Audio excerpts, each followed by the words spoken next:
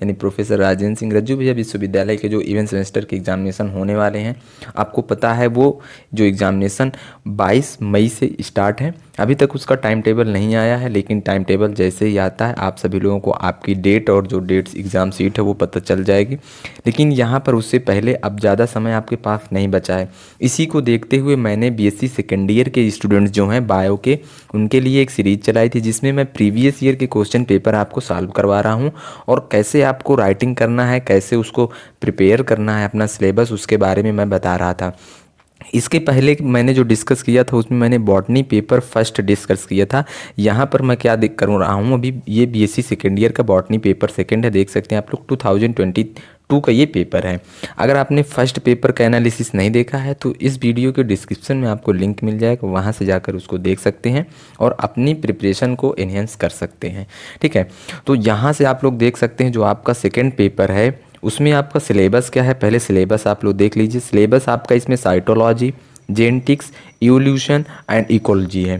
ठीक है, तो इकोलॉजी, इवोल्यूशन, जेनेटिक्स और साइटोलॉजी आपके सिलेबस में है बीएससी सेकेंड ईयर के पेपर में। तो यहाँ से आपको ये सारे टॉपिक तैयार करना है, क्योंकि आपको भी पता है आप पूरा सिलेबस कवर नहीं कर सकते हैं आप पढ़ करके। ठीक है, क्योंकि आपके पास समय इतना ज़्यादा नहीं बचा हुआ है।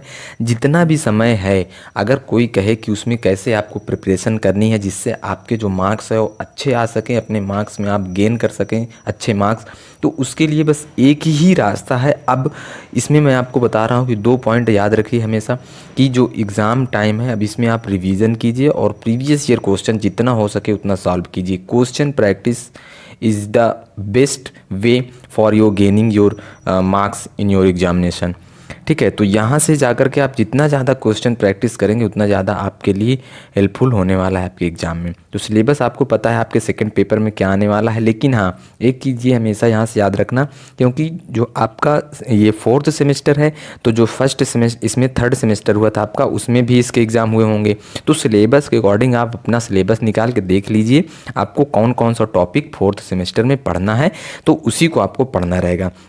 जैसे मेरे हिसाब से इसमें टोटल 4 टॉपिक हैं, तो 2 टॉपिक आपके 3rd सेमेस्टर में हो गए होंगे और 2 टॉपिक आपका रहेगा ये 4th सेमेस्टर में। तो जो भी आपके सिलेबस में है उसको देख लीजिएगा, उसी क्वेश्चन को प्रैक्टिस आपको करना है। टोटल मैक्सिमम मार्क्स यहाँ पर 50 हुआ करता था, लेकिन अब जो पैटर्न है वो चेंज हो गया होगा, क्योंकि आपका 4th सेमेस्टर वाइज हो रहा है तो ये सारी चीज़ें हो, इसके पहले सेमेस्टर वाइज नहीं हो रहा था। तो चलिए अब हम लोग जो है कि क्वेश्चन पर चलते हैं और क्वेश्चन देखते हैं। तो यहाँ से पहला जो सेक्शन है सेक्शन ए, इसमें पहले जो हुआ करता था, देखिए section, this section contain only 1 question which consist of 8 सब क्वेश्चन। यानी कि पहला जो सेक्शन उसमें आपके एक क्वेश्चन है और उस एक क्वेश्चन में आपके पूरे 8 क्वेश्चन सब क्वेश्चन दिए हुए हैं। ठीक है, और सभी क्वेश्चन क्या है करना कंपलसरी है, और जो वर्ड है वर्ड लिमिट जो है 100 वर्ड तक आप लिख सकते हैं। This section will be covering whole syllabus, each सबसे क्वेश्चन कैरीज 2 मार्क्स। ठीक है, तो यहाँ से आपको एक क्वेश्चन के 2 मार्क्स मिलने वाले हैं। तो चलिए हम लोग क्वेश्चन पर चलते हैं। तो जैसे देखिए यहाँ पर क्वेश्चन नंबर 1 है और इसके ए करके बी करके ऐसे क्वेश्चन दिए, यानी कि 8 तक ये क्वेश्चन दिए हैं। तो पहला क्वेश्चन जो यहाँ पर आपको दिया गया है, तो देखिए क्या दिया गया है, what are the societal bags in cell. तो आप लोगों को साइटोलॉजी मीन्स क्या होता है, स्टडी ऑफ सेल। तो जब आप लोग सेल बायोलॉजी पढ़ते हैं, साइटोलॉजी पढ़ते हैं, तो उसमें आपको सेल स्ट्रक्चर्स और सेल ऑर्गेनेल्स पढ़ाया जाता है। तो इसमें यहाँ पे क्या पूछा है, सुसाइटल बैग्स। तो सुसाइडल बैग्स होता है उसको किसको हम बोलते हैं, लाइसोसोम को बोलते हैं। किसको बोलते हैं, लाइसोसोम्स। क्या होता है, एक सेल ऑर्गेनेल्स होता है जिसमें कि कवरिंग होती है, सिंगल लेयर कवरिंग होती है, और इसके अंदर क्या होता है, हाइड्रोलाइटिक एंजाइम्स होते हैं। वो हाइड्रोलाइटिक एंजाइम्स क्या करते हैं, जो भी चीज़ें इसमें होती हैं उसको डाइजेस्ट करते हैं, और जो सेल सिक्रीटिंग्स या जो वेस्ट मटेरियल होता है उसको भी डाइजेस्ट करते हैं सेल के अंदर। और जब ये लाइसोसोम क्या होता है, डिस्टर्ब हो जाता है, तो इसके अंदर जो भी एंजाइम होते हैं जो कि हाइड्रोलाइजेज एंजाइम होते हैं वो क्या होते हैं, यहाँ से निकल जाते हैं, तो वो पूरी सेल की डेथ भी कर सकते हैं। इसलिए इसको सुसाइटल बैग, यानी कि आत्महत्या भी कर लेते हैं, सेल की पूरी उसको किल कर देते हैं, इसलिए इसको सुसाइटल बैग कहते हैं। तो आपको लाइसोसोम के बारे में पूछ रहा है, तो लाइसोसोम के बारे में लिखना है। तो इसमें 100 वर्ड्स में आपको पूरा आंसर कंप्लीट कर देना है। ठीक है, 100 वर्ड्स में हो जाएगा। तो आई होप कि आप लोगों को पढ़ाया गया होगा। यहाँ पर मैं बस क्वेश्चन डिस्कस कर रहा हूँ और आपको बता रहा हूँ कैसे लिखना है। नोट्स आपको मैं यहाँ पर नहीं प्रोवाइड कर रहा हूँ, बस आपको क्वेश्चन दिखा रहा हूँ एक तरह से मैं। तो ये लाइसोसोम के बारे हो गया। नेक्स्ट जो क्वेश्चन है फ्रेंड्स वो है, देखिए बी क्वेश्चन, इनकम्प्लीट डोमिनेंस। ये क्वेश्चन आपका जेनेटिक्स से है, और जेनेटिक्स में जब आप लोग लॉ पढ़ते हैं, मेंडल्स लॉ पढ़ते हैं, तो उसमें आपको 3 लॉ पढ़ाए जाते हैं। उसके बाद में एक पढ़ाया जाता है, जैसे कि एक पढ़ाया जाता है आपका कंप्लीट डोमिनेंस, उसके बाद में पढ़ाया लॉ ऑफ डोमिनेंस पढ़ाया जाता है। तो यहाँ पर एक वहीं पे आता है, आपको बताया जाता है इनकम्प्लीट डोमिनेंस, जिसमें आपको क्या बताया जाता है कि कुछ प्लांट्स ऐसे होते हैं, जैसे कि मेंडल, ये जो लॉ है ये मेंडल के लॉ को फॉलो नहीं करता है। इसमें क्या होता है कि कुछ प्लांट ऐसे होते हैं, जैसे कि मैं एक एग्जांपल यहाँ पर बता दूँ आपको। मिराबिलिस जलापा एक प्लांट होता है, और एक होता है स्नैपड्रैगन। तो इस तरह से कुछ प्लांट होते हैं। तो जो मिराबिलिस जलापा होता है, इसमें क्या होते हैं, कुछ फ्लावर्स होते हैं। एक फ्लावर्स इसमें रहता है आपका, यहाँ पर अगर मैं बताऊँ तो एक फ्लावर रेड होता है, और दूसरा फ्लावर कैसा होता है, वाइट होता है। तो जब वाइट और रेड के बीच में हम लोग क्या करवाते हैं, क्रॉस करवाते हैं, तो इसमें जो नेक्स्ट इसकी F1 जनरेशन निकल के आती है। तो उस F1 जनरेशन के जो फ्लावर होते हैं, मेंडल के लॉ के अनुसार क्या होता है कि ये सारे फ्लावर रेड होने चाहिए, बट इनकम्प्लीट डोमिनेंस ये शो करता है कि जो रेड फ्लावर है वो कंप्लीट डोमिनेंस नहीं होता है वाइट फ्लावर प्लांट के ऊपर। तो यहाँ पर जो रेड फ्लावर है ये अपना डोमिनेंट नहीं करता, लेकिन यहाँ पर दूसरे कलर के फ्लावर आ जाते हैं, वो फ्लावर रहते हैं पिंक कलर के। ठीक है, तो इसका पूरा रेशियो होता है, इसका जो क्रॉसिंग किया जाता है, इसमें जो हाइब्रिडाइजेशन करवाया जाता है, वो जो हम रेड के लिए जो जीन्स अप्लाई करते हैं वो कैपिटल आर, और वाइट के लिए स्मॉल आर, ये सारी चीज़ें आपको जेनेटिक्स में पढ़ाई जाती हैं।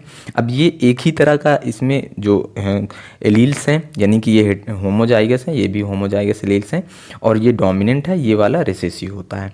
तो इनके बीच में जो गैमीट का फॉर्मेशन होगा, यहाँ पर एक ही टाइप के गैमीट बनेंगे, और इसमें भी एक ही टाइप के। जब दोनों के बीच में हम क्रॉस करवाते हैं तो ये क्या हो जाता है, कैपिटल आर, स्मॉल आर, और ये जो फ्लावर है कैपिटल आर, स्मॉल आर, ये शो कर रहा है पिंक कलर का। ठीक है, क्या शो कर रहा है, पिंक कलर का शो करता है। अब ये F1 जनरेशन है, F1 जनरेशन मीन्स क्या होती है, ये फिलियल फर्स्ट जनरेशन है। ठीक है, फर्स्ट फिलियल जनरेशन होती है।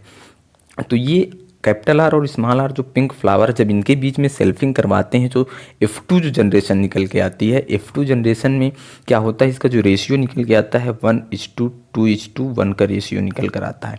तो यहाँ पर क्या होता है, जो फर्स्ट वाला कलर होता है ये रेड होता है, और जो 2 प्लांट ये आते हैं ये पिंक होते हैं, और एक प्लांट क्या होता है, वाइट होता है। दैट्स मीन कि इनकम्प्लीट डोमिनेंस में क्या होता है कि जो डोमिनेंट प्लांट होता है वो पूर्ण रूप से रिसेसिव प्लांट के ऊपर कंप्लीट रूप से क्या होता है कि डोमिनेंट नहीं होता है, इसलिए इनकम्प्लीट होता है। इसमें जो एग्जांपल है वो स्नैपड्रैगन्स है और मिलाबिलिस जलापा है, जिसको 4 o'clock प्लांट भी बोलते हैं। ठीक है, तो इनकम्प्लीट डोमिनेंस में ये सारी चीज़ें आप लिखेंगे, जो कि आपकी लिमिट होगी वर्ड, वो 100 वर्ड्स की होगी। नेक्स्ट आपका यहाँ पर आता है लिंकेज। लिंकेज जो भी है ये भी आपका जो है कि जेनेटिक्स से ही है, आपको पढ़ाया जाता है। लिंकेज की डिस्कवरी किसने की थी, तो वहाँ पर डिस्कवरी जो हुई थी वो TH मॉर्गन के द्वारा की गई थी। ठीक है, तो ये सारी चीज़ें जो है कि जो आपकी लिंकेज पढ़ाया जाएगा, उसमें बताया जाएगा, आपको पूरा प्रोसेस बताया जाएगा कि लिंकेज क्या होता है। तो यहाँ पर लिंकेज लिखना है, जेनेटिक्स है, इसकी डिस्कवरी TH मॉर्गन ने ड्रोसोफिला पर की थी, जिसको हम लोग फ्रूट फ्लाई भी कहते हैं। तो इसके बारे में भी लिंकेज होता है कि जब इसमें जो कि गैमेट का फॉर्मेशन हो रहा होता है, और उसमें जो आप क्रोमोसोम होते हैं, ठीक है, मियोसिस में, तो आप लोग देखेंगे जब सेल डिवीज़न पढ़ाया जाएगा, तो मियोसिस में जब क्रोमोसोम होते हैं, तो जो 2 क्रोमोसोम होते हैं, यानी कि नॉन सिस्टर क्रोमैटिड होती हैं, उनके बीच में जो क्रॉसिंग ओवर होता है, वहाँ पर कुछ जो जीन्स होते हैं वो लिंक रह जाते हैं, तो उसी को लिंकेज बोलते हैं। तो वहाँ पर आपको पूरा प्रोसेस बताया जाता है, लिंकेज क्या होता है, उसके सारे, ये भी 2 टाइप का होता है, इनकम्प्लीट और कंप्लीट लिंकेज। तो ये सारी चीज़ें वहाँ पर आपको पढ़ाई गई होंगी, तो आपके पास नोट्स होगी, वहाँ से आप इसको तैयार कर सकते हैं। फिर नेक्स्ट आता है माइक्रो इवोल्यूशन। माइक्रो इवोल्यूशन आपका जो है कि इवोल्यूशन का टॉपिक है, ठीक है, विकास जिसको हम लोग बोलते हैं, वहाँ पे आपको माइक्रो इवोल्यूशन पढ़ाया जाता है। तो यहाँ से आप लोग इसको देख सकते हैं। बायोटिक फैक्टर, ये आपका इकोलॉजी क्वेश्चन है, जैसे कि आपको इकोलॉजी में, इन्वायरमेंट में 2 चीज़ें पढ़ाई जाती हैं, एक होता है एबायोटिक और एक होता है बायोटिक। एबायोटिक में आपके जो जैसे कि वाटर हो गया और सॉइल हो गई, एयर हो गई, ये सब क्या हैं, एबायोटिक फैक्टर हैं। बायोटिक फैक्टर में आपको जो एनिमल्स पढ़ाए जाते हैं, और एनिमल्स उसके बाद में प्लांट, ठीक है, ये जो पढ़ाए जाते हैं इनके बारे में आपको लिखना है, एनिमल्स और प्लांट। अब इसमें क्या होता है, एनिमल्स में जो भी कंज्यूमर्स होते हैं। कंज्यूमर्स में आपको प्राइमरी कंज्यूमर, सेकेंडरी कंज्यूमर्स और टर्सरी कंज्यूमर, फिर उसके बाद प्लांट जो होते हैं वो प्रोड्यूसर होते हैं, ठीक है। तो ये सारी चीज़ें इसमें आपको लिखनी रहती है बायोटिक फैक्टर में। नेक्स्ट आता है आपका जो है कंट्रीब्यूशन ऑफ लैमार्क। ये भी इवोल्यूशन का क्वेश्चन है कि लैमार्क का योगदान क्या रहा है इवोल्यूशन में, कंट्रीब्यूशन ऑफ लैमार्क यहाँ पे लिखना है। तो जब आपको इवोल्यूशन पढ़ाया जाता है तो वहाँ पर लैमार्क पढ़ाया जाता है, डार्विन पढ़ाया जाता है, ह्यूगो डी व्रीज भी पढ़ाया जाता है। तो लैमार्क ने क्या डिस्कवरी की थी, उन्होंने क्या अपना दिया था जो हाइपोथेसिस, उसके बारे में यहाँ पर लिखना है। नेक्स्ट आपका है इसमें फूड चैन। फूड चैन में आपको बताना रहता है कि क्या होते हैं प्रोड्यूसर, क्या होते हैं कंज्यूमर, क्या होते हैं, जो चैन लेबल होता है, फूड चैन लेबल होता है वो क्या होता है, उसका प्रोडक्शन क्या होता है, ये सारी चीज़ें आपको फूड चैन में लिखनी हुई होती हैं, ठीक है। तो ये भी आपको जो है कि इकोलॉजी में, इकोलॉजी क्वेश्चन है तो इकोलॉजी में ये पढ़ाया जाता है। तो यहाँ से आपके ये सारे क्वेश्चन जो 8 क्वेश्चन हैं, यहाँ से एक क्वेश्चन इसमें और बचा हुआ है क्या, हाँ एक क्वेश्चन उसका और है, ये यहाँ पर दिया गया है लास्ट में H number question, give the function of centromere. ठीक है, सेंट्रोमियर क्या होता है, जब आप लोग क्रोमोजोम स्ट्रक्चर्स ऑफ क्रोमोजोम पढ़ते हैं तो आप लोगों को देखेंगे जब क्रोमोजोम का स्ट्रक्चर्स पढ़ाया जाता है तो इस प्रकार से क्या होते हैं, क्रोमोजोम एक जगह पर क्या होते हैं, ये जुड़े हुए होते हैं जहाँ पर हेल्ड होते हैं। इस पोर्शन को क्या बोलते हैं, सेंट्रोमियर बोलते हैं, ठीक है। इसी क्या बोलते हैं, सेंट्रोमियर बोलते हैं, सेंट्रोमियर होता है, इसी को बोलते हैं। तो इसका फंक्शन क्या होता है उसके बारे में आपको लिखना है, जैसे कि ये हेल्प करता है क्रोमोजोम के मूवमेंट में भी, तो इस तरह से और भी इसके फंक्शन होते हैं, तो आपको वो फंक्शन यहाँ पर लिखना रहेगा, क्रोमोजोम फंक्शन क्या होते हैं, सॉरी जो फंक्शन ऑफ सेंट्रोमियर है उसका फंक्शन क्या है वो यहाँ पर आपको लिखना है। तो इस प्रकार से दोस्तों आपका जो सेक्शन ए है कंप्लीट होता है। नेक्स्ट आता है सेक्शन बी। सेक्शन बी में क्या है, शॉर्ट आंसर टाइप क्वेश्चन यहाँ पर दिए गए हैं, जिसमें क्या है, attempt any 2 out of 4 question. इसमें टोटल 4 क्वेश्चन हैं जिसमें से आपको 2 करना होता था, ठीक है। और एवरी क्वेश्चन जो है आपका 5 मार्क्स क्या करेगा, कैरी करेगा, यानी एक क्वेश्चन के 5 मार्क्स, यानी टोटल मार्क्स आपके सेक्शन बी से 10 होंगे। यानी 2 क्वेश्चन करना है, 5 को नंबर मिलेगा एक क्वेश्चन का, तो 10 हो जाएगा। तो इसके क्वेश्चन चलिए देख लेते हैं कौन कौन से हैं, ठीक है। जैसे अभी वहाँ पर आपको शॉर्ट नोट्स में लिंकेज पूछा, तो यहाँ पर पूरा इसमें शॉर्ट में पूछा है what is linkage, how it is related to crossing over, क्योंकि जब लिंकेज होता है उसके बाद ही क्रॉसिंग ओवर हो सकता है, ठीक है। What is the significance of linkage, और लिंकेज का सिग्निफिकेंस क्या होता है ये भी आपको वहाँ पर लिखना है। तो ये सारी चीज़ें लिंकेज के बारे में क्या करना है, डिस्कस करना है, आपको वहाँ पर डिस्क्राइब करना है, ठीक। नेक्स्ट क्वेश्चन नंबर जो 3 है, इसमें आपके सब क्वेश्चन भी दिए हैं। देखिए यहाँ पर शॉर्ट नोट लिखना है, prophase first of meiosis, structures of lampbrush chromosome. देखिए जो प्रोफेज, आपको जब साइटोलॉजी पढ़ाया जाता है तो वहाँ पर सेल साइकिल भी पढ़ाया जाता है, तो उसमें जो सेल साइकिल है उसका जो प्रोफेज फर्स्ट होता है, मियोसिस होता है, उसमें आपको कई सारे स्टेज पढ़ाए जाते हैं, जैसे कि लेप्टोटीन, जाइगोटीन, और उसके बाद में पैचिटीन, ठीक है, डिप्लोटीन, डाइकाइनेसिस। तो ये सारे स्टेज जो होते हैं वो आपको यहाँ पर डिस्कस करनी होती है, ठीक है। तो leptotene, zygotene, pachytene, diplotene, diakinesis, ये जो है सारे स्टेज जो होते हैं प्रोफेज फर्स्ट ऑफ मियोसिस के होते हैं। तो वहाँ पर आपको लिखना है सेल डिवीजन के बारे में कि क्या होता है प्रोफेज फर्स्ट में, ठीक है। फिर उसके बाद आता है स्ट्रक्चर्स ऑफ लैम्ब्रस क्रोमोजोम। तो जो लैम्ब्रस क्रोमोजोम है वो कहाँ पाया जाता है, उसका स्ट्रक्चर्स कैसे होता है वो यहाँ पर डिस्कस करना है आपको, ठीक है। सो नेक्स्ट क्वेश्चन की ओर हम लोग मूव करते हैं यहाँ से। नेक्स्ट क्वेश्चन की अगर हम लोग बात करें, discuss how xerophyte are morphologically, anatomically and physiologically adapted to their habitat. तो यहाँ से आपको क्या करना है, जो जीरोफाइट्स प्लांट होते हैं, जीरोफाइट प्लांट्स मीन्स क्या होता है कि ऐसे प्लांट जो कहाँ पे ग्रो कर रहे होते हैं जहाँ पर वाटर क्या होता है, बहुत ही कम होता है। यानी कि ये सारे प्लांट्स क्या होते हैं, इनको बहुत ज़्यादा वाटर की इम्पोर्टेंस नहीं होती है, यानी वहाँ वाटर की कमी होती है, वहाँ पर जीरोफाइट जो प्लांट्स होते हैं वो ग्रो करते हैं। तो उनमें कुछ चेंजेस होते हैं दूसरे जगह के प्लांटों के में, उनमें कुछ चेंज होते हैं, जैसे कि मार्फोलॉजिकली वो डिफरेंट होते हैं, एनाटॉमिकली भी डिफरेंट होते हैं, और फिजियोलॉजिकली किस तरह से उनका एडॉप्टेशन होता है उनके हैबिटेट के अकॉर्डिंग, वो आपको यहाँ पर डिस्कस करना है। जैसे जो जीरोफाइट्स प्लांट होते हैं, इनमें क्या होता है कि इनकी जो लीफ होती हैं, उनका जो सरफेस होता है वो बहुत ज़्यादा क्या होता है, कम होता है, लीफ सरफेस बहुत कम होता है, क्योंकि जितना ज़्यादा लीफ सरफेस जितना ज़्यादा होगा वहाँ पर जो वाटर होता है उसका वेपरेशन ज़्यादा होगा। तो इसलिए इनकी लीफ जो होती हैं और इनके जो स्टोमाटा होते हैं वो संकेन टाइप के स्टोमाटा पाए जाते हैं इनमें, ताकि स्टोमाटा जो होता है संकेन टाइप के पाए, यानी कि सिकुड़े हुए पाए जाते हैं, यानी कि बहुत ज़्यादा वो उनके सरफेस नहीं होती, जिसकी वजह से वेपरेशन जो होता है वो बहुत कम हो सके, ताकि वेपरेशन में जो वाटर का लॉस हो रहा है, वाटर की कमी हो रही है, वो कम से कम हो सके, क्योंकि पहले से इनमें वाटर की कमी होती है। तो अगर और ज़्यादा हो जाएगा तो ये इनमें कुछ चेंजेस होते हैं लीफ में, ये मार्फोलॉजिकली स्टोमाटा चेंजेस, मतलब कि ये एनाटॉमिकली फिजियोलॉजिकली भी इसमें कई सारे चेंजेस होते हैं, वो आपको डिस्कस किया गया होगा, तो आप वो यहाँ पर सारी चीज़ें डिस्क्राइब करेंगे। फिर नेक्स्ट क्वेश्चन जो आता है आपका सेक्शन बी का, वो है question number 5, what do you understand by synthetic theory of evolution. तो जो सिंथेटिक थ्योरी है एवोल्यूशन की, एवोल्यूशन से ये क्वेश्चन है आपका, तो वो क्या है, उसके बारे में क्या आप अंडरस्टैंड करते हैं, उसको यहाँ पर आपको डिस्क्राइब करना है, ठीक है। सो नेक्स्ट क्वेश्चन की ओर मूव करते हैं। जो नेक्स्ट क्वेश्चन आपका है वो सेक्शन सी से है, और सेक्शन सी जो है आपका ये लॉन्ग आंसर टाइप के क्वेश्चन हो जाते हैं। सो इसमें क्या है कि सारे जो क्वेश्चन हैं आपके वो 2 क्वेश्चन करने हैं, 4 क्वेश्चन टोटल दिए जाते हैं, जिसमें से आपको 2 करना है, और एक क्वेश्चन आपका 12 मार्क्स कैरी करता है, यानी कि टोटल नंबर इसमें आपको 24 मिलते हैं, यानी 12-12 के 2 क्वेश्चन 24 नंबर का टोटल होता है, सेक्शन सी होता था। और जो वर्ड लिमिट है यहाँ पर जो है कि 600 वर्ड्स आप लिख सकते हैं, ठीक है। तो हम लोग अगर क्वेश्चन की बात करें तो क्वेश्चन यहाँ पर देख लीजिए। पहला क्वेश्चन जो है, give an account of structures and function of chloroplast. तो you know what is chloroplast, उसका स्ट्रक्चर्स क्या होता है और उसका फंक्शन क्या होता है, वो आपको यहाँ पर डिस्कस करना होता है कि जो क्लोरोप्लास्ट होता है उसका स्ट्रक्चर्स किनसे मिल रहा है। जैसे कि आप लोगों को क्लोरोप्लास्ट का स्ट्रक्चर पढ़ाया जाता है, उसमें सारी चीज़ें पढ़ाई जाती हैं, ठीक है, क्लोरोफिल्स, ठीक है, तो वहाँ पर आपको जो है कि पढ़ाया जाता है। तो उसका स्ट्रक्चर्स और उसका फंक्शन क्या है, it is help in photosynthesis, ठीक है। तो इसमें क्या किया जाता है, इसके साथ मैं अगर पूरा डिस्कस करूँगा तो वीडियो बहुत लॉन्ग हो जाएगा, क्योंकि मैं पहले ही बता चुका हूँ। मैं यहाँ पर आपको पढ़ाने नहीं बल्कि बस समझाने आया हूँ कि क्वेश्चन कैसे आप सॉल्व करना और क्या क्या किस में लिखना है, ठीक है।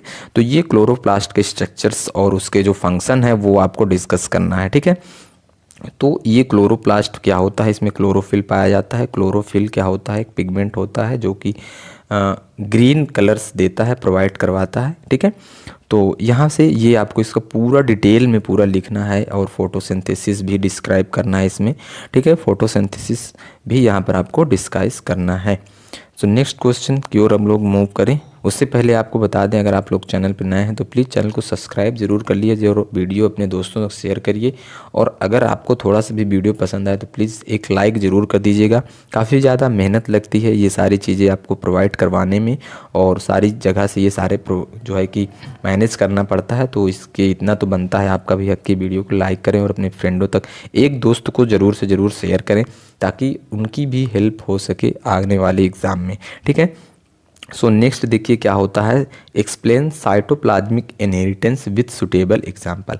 तो इनहेरिटेंस जो होता है इसमें आप लोगों को हेरिडिटी पढ़ाया जाता है, जो कि होता है क्रोमोसोम की वजह से। तो क्रोमोसोम क्या होता है, लेकिन कुछ जो इनहेरिटेंस होते हैं वो साइटोप्लाज्मिक इनहेरिटेंस भी होते हैं, यानी कि साइटोप्लाज्म के थ्रू जो इनहेरिटेंस होता है वो उसको क्या बोलते हैं, साइटोप्लाज्मिक इनहेरिटेंस, ठीक है।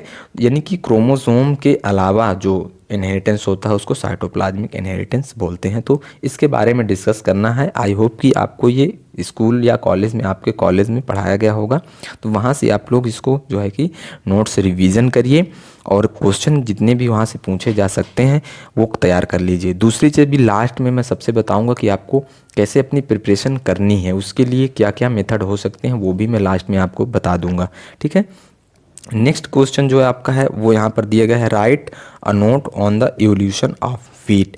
तो व्हीट का जो एवोल्यूशन है बहुत ही इंपॉर्टेंट क्वेश्चन है आपके लिए और आपके एग्ज़ाम के लिए, क्योंकि कई बार ये क्वेश्चन पूछा जाता है। व्हीट की प्लॉइडी क्या होती है, उसका एवोल्यूशन कैसे हुआ, किसने उसकी जो है कि उसको जो है उसका प्रोडक्शन किया सबसे पहले, उसके बाद में क्या क्या उसमें इवॉल्व हुए, कौन कौन से प्लांट से यानी कि कौन कौन से स्पीसीज से उसको मिलाकर बनाया गया व्हीट को। तो इसको जब आप पढ़ेंगे काफ़ी इंटरेस्टिंग टॉपिक भी होता है ये सारी चीज़ें, क्योंकि मज़ा आती है ये सब पढ़ने में। अगर आप अच्छे से पढ़ रहे हैं, बेस अच्छा है, तो फिर बहुत मज़ा आती है पढ़ने में। लेकिन अगर नहीं आप पढ़े हैं और अचानक ये पढ़ रहे हैं सीधा बीएससी में आके, तो फिर बड़ी मुश्किल होती है। समझ रहे हैं ना। तो ये व्हीट का जो एवोल्यूशन हुआ वो उसके बारे में आपको जो है कि यहाँ पर डिस्कस करना रहेगा। दूसरा चीज़ है जो क्वेश्चन नंबर 9 है, what are the biogeochemical cycle. अब आपको इसमें बायोजियोकेमिकल साइकिल के बारे में डिस्कस करना है। ये क्वेश्चन आपका इकोलॉजी से है। Give their significance to balance the nature, describe nitrogen cycle. और यहाँ पर आपको नाइट्रोजन साइकिल भी क्या करना है, डिस्क्राइब करना है। बायोजियोकेमिकल में क्या होता है, जैसे फूड चेन होती है उसी तरह से एक बायोजियोकेमिकल साइकिल भी होती है जिसमें नाइट्रोजन साइकिल पढ़ाया जाता है आपको। तो वही नाइट्रोजन साइकिल आपको क्या करना है, डिस्क्राइब करना है। बायोजियो केमिकल का मतलब क्या है, ऐसे केमिकल्स जो कहाँ पाए जाते हों, सॉइल में, और उनकी साइकिल क्या होती है, वो कैसे वहाँ पे बनते हैं, उनका प्रोडक्शन कैसे होता है और उनका यूज कहाँ पे होता है, फिर कैसे फार्म होते हैं, वही क्या होती है, बायोजियो साइकिल होती है। बायोजियो केमिकल साइकिल्स होती है, उसके बारे में आपको यहाँ पर डिस्क्राइब करना रहेगा। तो आई होप कि ये सारे क्वेश्चन आपके लिए हेल्पफुल होंगे। इन सारे क्वेश्चन के साथ साथ में अब हम लोग बात करते हैं आपको तैयारी करनी कैसे है। देखिए, आपके लिए ना सबसे अच्छा जो और सबसे बढ़िया, अगर आपने पूरा साल भी बहुत ज़्यादा नहीं पढ़ा, थोड़ा बहुत भी क्लासें करते थे, तो आपके लिए बेस्ट है सीरीज। बहुत इंपॉर्टेंट है ये सारी चीज़ें मैं जो बता रहा हूँ, अब समझ लीजिए कि आपको प्रिपरेशन कैसे करनी है। वीडियो थोड़ा लॉन्ग हो रहा है क्योंकि होगा ही भाई, अगर हम लोग टाइम डिस्कस करेंगे तो वीडियो तो लॉन्ग तो होगा ही, ठीक है। उसके लिए आपको घबराने की ज़रूरत नहीं है। पूरा टाइम अब आप बर्बाद कर देते हैं इधर उधर की चीज़ें देखकर, शॉर्ट्स देखते हैं, रील्स देखते हैं, ठीक है। उससे बेहतर है कि कुछ नॉलेज ही गेन कर लें, यहाँ से आपके एग्ज़ाम के लिए हेल्पफुल हो जाएगा। सीरीज, आपके मार्केट में जो सीरीज हैं वो आपके लिए अवेलेबल हैं, जिसको आप लोग इजी नोट्स भी बोलते हैं, ठीक है। इजी नोट्स जो आप कहते हैं वो भी आपके मार्केट में अवेलेबल हैं। आप मार्केट जाइए, शॉप पे जो भी स्टेशनरी हो वहाँ पर जाइए और अपने सब्जेक्ट की जो अपना आपका सब्जेक्ट है उनसे सेमेस्टर बताइए, और आपको अपने सब्जेक्ट की जो सीरीज है वो प्रोवाइड हो जाएगी, वहाँ से आपको दे दी जाएगी। तो वो अगर आप प्रोवाइड कर सकते हैं, आप उसको ले सकते हैं, तो उसको ज़रूर ले लीजिए जितना भी टाइम बचा है। क्योंकि उसमें देखिए फ़ायदा क्या है, अब आप नोट्स बना नहीं सकते, फ़ायदा क्या है ये समझ लीजिए। नोट्स आपने बनाई नहीं होगी, मुझे तो पता है कि यहाँ 80% बच्चों ने नोट्स नहीं बनाया होगा, हो सकता है 90% भी हो सकता है कि बच्चों ने नोट्स नहीं बनाया होगा, और आपने क्लासें भी रेगुलर नहीं की होंगी, ठीक है। बहुत कम बच्चे होते हैं जो क्लासेस रेगुलर करते हैं यहाँ की बीएससी में। ये बात सच है, भले आपको गलत लगे बट ये सच्चाई है, क्योंकि मैं जानता हूँ, ठीक है। नोट्स आपके पास होगी नहीं, आपने क्लासें की नहीं होंगी, बुक से अब आप पढ़ नहीं सकते हैं, तो सबसे बेहतर जो रास्ता है आपका यही है, सीरीज, इजी नोट्स। तो यहाँ से ले करके आप अपनी तैयारी को और अच्छे से उसको इंक्रीज कर सकते हैं। जो आपकी तैयारी, अगर आप, आई होप कि आप करते भी होंगे, लेकिन अगर ये आपके पास ले लिए हैं तो बहुत बेहतर है, नहीं लिए हैं तो अभी ले लीजिए। टाइम जितना भी बचा है उसको बहुत अच्छे से पढ़िए और नोट्स लीजिए, उसमें देखिए जो आपको जो है कि अनसॉल्व भी मिल जाएगा। अगर आप अनसॉल्व ले सकते हैं तो अनसॉल्व भी ले लीजिए, नहीं तो आप सिर्फ नोट्स ले लीजिए। जो इजी नोट्स मैंने बताया अभी, सीरीज जो आपकी आती है वो ले लीजिए, और वहाँ से आप अपनी तैयारी को क्या करिए, बहुत अच्छे से तैयार कीजिए, बहुत अच्छे से करिए। क्योंकि नोट्स ले लेंगे, आपको वहाँ पर दिया रहता है, क्वेश्चन भी दिए रहते हैं, जो आपके क्वेश्चन है वो भी वहाँ पर क्या होते हैं, दिए रहते हैं। तो क्वेश्चंस प्रैक्टिस भी आपकी साथ साथ में हो जाएगी, और उसके साथ साथ में वो क्वेश्चन में बताया भी रहते हैं कि ये क्वेश्चन कितने ईयर्स में कितनी बार पूछा गया है उसके बारे में, और आंसर भी आपको वही उस क्वेश्चन का मिल जाता है। तो ये आपके लिए बहुत ही हेल्पफुल हो जाती है। सो आई होप कि आप सभी लोगों का ये जो डाउट है वो क्लियर हो गया होगा, और जो क्वेश्चन पेपर ये मैंने डिस्कस किया आपको थोड़ा बहुत कुछ समझ में आया होगा। अगर थोड़ा सा भी समझ में आया है तो कमेंट बॉक्स में आप थम्स अप ज़रूर करिएगा। और जो नेक्स्ट मेरा वीडियो आने वाला है वो बीएससी बॉटनी 3rd पेपर का वीडियो आने वाला है, तो मैं उसके बारे में डिस्कस करूँगा। आई होप कमेंट बॉक्स में बताइएगा वीडियो आपको कैसा लगा। इसी प्रकार के वीडियो के लिए चैनल को सब्सक्राइब करें और अपने दोस्तों तक शेयर ज़रूर करें। सो वीडियो देखने के लिए आप सभी लोगों का बहुत बहुत धन्यवाद। मिलते हैं नेक्स्ट वीडियो में।